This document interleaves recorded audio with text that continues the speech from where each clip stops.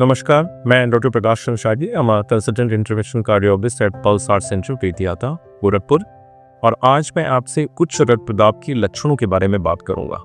जब भी हम किसी बीमारी की बात करते हैं तो लक्षणों की बात करते हैं, लेकिन जब भी हम रिस्क फैक्टर्स की बात करते हैं तो ज्यादातर रिस्क फैक्टर्स किसी बीमारी से जो जुड़े होते हैं उनके सिम्टम्स नहीं होते हैं। वो शरीर में छुपे हुए शत्रु की तरह होते हैं, जिन्हें साइलेंट किलर्स के नाम से जाना जाता है। जब भी हम कार्डियोवैस्कुलर डिजीज, दिल से जुड़ी या दिल की नसों से जुड़ी हुई बीमारियों की बातें करते हैं तो ये बीमारियां किसी विभिन्न कारकों की प्रेजेंस में होती। उन कारकों में ये मल्टीपल कारण हो सकते हैं, जिसमें से 10 से 12 कारणों को सबसे प्रमुख कारण माना गया है। इसमें अगर सबसे ज्यादा जो खतरनाक रिस्क फैक्टर की बात होती है, उसमें ब्लड प्रेशर का साइज जो है वो किसी भी रिस्क फैक्टर से बेहद बेहद बड़ा है। और जो हम as a consultant, as a doctor या एक नॉर्मल पर्सन जो होता है वो ब्लड प्रेशर को सबसे ज्यादा इग्नोर करके रखता है, और जिसके परिणाम दूरगामी होते हैं और बेहद बड़े होते हैं, जिनका साइंस के पास अभी तक कोई पुख्ता फाइनल इलाज नहीं अवेलेबल है।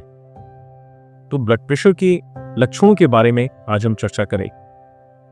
तो ब्लड प्रेशर, जैसे मैंने बताया कि रिस्क फैक्टर है, कोई सिम्टम नहीं होंगे। ज्यादातर ये साइलेंट होता है। 90% व्यक्तियों में ब्लड प्रेशर के कोई सिम्टम्स नहीं होते, और ये ब्लड प्रेशर छुपा हुआ रहता है, जिसमें दिल से या दिल की जुड़ी हुई जो नसें होती हैं वो हार्डली माइक्रोमिलीमीटर्स में होती हैं। They are very thin small vessels होती हैं, उसमें वो टूट फूट होती रहती हैं, और लंबे समय में उसमें कोलेस्ट्रॉल, फैटी पार्टिकल्स, ये सब चीज़ें इकट्ठी होती रहती हैं, जिसमें उसमें रुकावट आ जाती है। या कभी कभी कुछ नसें जो बहुत सेंसिटिव होती हैं, बहुत छोटी होती हैं, वो कभी कभी फट करके ब्लीडिंग रूप में मैनिफेस्ट कर जाती हैं, जिसमें पेशेंट्स को अचानक से कोई हैमरेज दिमाग में हो जाता है, या कोई हार्ट की परेशानी, हार्ट अटैक हो जाता है। लंबे समय में गुर्दे की नसें खराब हो जाती हैं, आंखों की नसें खराब हो जाती हैं, पैर से जुड़ी हुई नसें खराब हो जाती हैं, कभी कभी पैर काटने तक की नौबत आ जाती है। तो लक्षणों में 90% पेशेंट्स में कोई सिम्टम्स नहीं होते हैं। 5% लोगों में कोई सिंपल सिम के पीछे कोई दर्द, भारीपन आ सकता है, कोई चलने फिरने में सांस की परेशानी, थकान की परेशानी हो सकती है, कोई चक्कर दूषित हो सकता है, कभी कभी आंखों में धुंधलापन जैसी कोई परेशानी आ सकती है। ये छोटे सिम्टम्स हैं जो कुछ लोगों में पाए जाते हैं। कुछ पेशेंट्स होते हैं जो कि इंसिडेंटल डायग्नोसिस बनती है, जब कभी कोई किसी और बीमारी परेशानी के लिए जा रहा है और डॉक्टर ने ब्लड प्रेशर देखा तो इंसिडेंटली वो बढ़ा हुआ पाया जाता है, तो ऐसे भी ब्लड प्रेशर की डायग्नोसिस बन जाती है। तो ब्लड प्रेशर की जानने के लिए बेहद ज़रूरी है कि आप एक निश्चित एज के बाद एक रूटीन इंटरवल्स पे अपने ब्लड प्रेशर को चेक कराएं, क्योंकि ये एजिंग प्रोसेस है। 90 वर्ष की उम्र में ज़्यादातर लोगों को ब्लड प्रेशर की परेशानी हो जाती है। कुछ लोगों को जल्दी ये बीमारी आ जाती है, कुछ लोगों को देर से आती है। ब्लड प्रेशर असल में 2 तरह का होता है, एसेंशियल हाइपरटेंशन और सेकेंडरी हाइपरटेंशन। एसेंशियल हाइपरटेंशन जिसमें कारण कोई नहीं है, ये फैमिलियल है, जेनेटिक्स पे डिपेंड करता है, या आपके लाइफस्टाइल से जुड़ा हो सकता है। सेकेंडरी कारणों में कुछ हार्मोनल इश्यूज होते हैं, या कुछ गुर्दे की परेशानियां, या अलग कोई वैस्कुलर परेशानी हो सकती है, जो कि बहुत रेयर होता है। ज़्यादातर पेशेंट्स में एसेंशियल हाइपरटेंशन ही होता है। तो ऐसे केस में कोई भी ब्लड प्रेशर, अगर सुबह का ब्लड प्रेशर 135/85 से ज़्यादा है, या शाम का ब्लड प्रेशर 125/75 से ज़्यादा है, तो ये ब्लड प्रेशर की परेशानी है।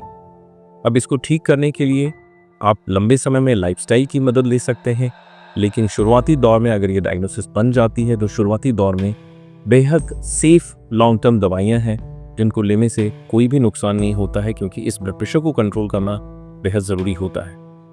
तो लाइफस्टाइल की बात करें हम, तो इसमें हम डैश डाइट को फॉलो करते हैं, जिसमें प्रमुखता से आपको अपने सॉल्ट के इंटेक को कम करना होता है, नमक की मात्रा कम करनी होती है। दूसरा, डेयरी प्रोडक्ट्स और नॉनवेज खाना, जिसमें कोई भी फैटी जो भी मटन रिलेटेड चीज़ें होती हैं वो बंद करनी होती हैं। तीसरा, आपको अपने खाने में सब्जियां, फल और कच्ची चीज़ों का इंटेक बढ़ाना होता है। जो भी अनाज खाना है वो साबुत अनाज, मोटे अनाज की चीज़ें खाएं तो वो ज़्यादा बेहतर होता है। इसके साथ ही आपको रेगुलर 30 से 45 मिनट की ब्रिस्क वॉक, या रेगुलर कोई भी आपकी पसंद का एक्सरसाइज हो सकता है, वो कोई रेजिस्टेंस एक्सरसाइज हो सकती है या कोई स्ट्रेचिंग एक्सरसाइज हो सकती है, वो आप कर सकते हैं।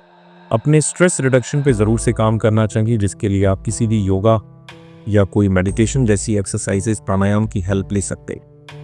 तो इन सब चीज़ों को ध्यान में रख करके और दवाइयों की हेल्प से आप ब्लड प्रेशर को निश्चित समय से अगर कंट्रोल करते हैं तो भविष्य की स्ट्रोक रिलेटेड परेशानी, फालिज या हार्ट अटैक या गुर्दे की परेशानी या आंखों के परमानेंट ब्लाइंडनेस जैसी परेशानियों से 100% बच सकते हैं। तो ब्लड प्रेशर के लिए अपने डॉक्टर से मिलें, उसको मेज़र कराएं रेगुलर इंटरवल्स पे और उसी समय पे कंट्रोल करें। धन्यवाद।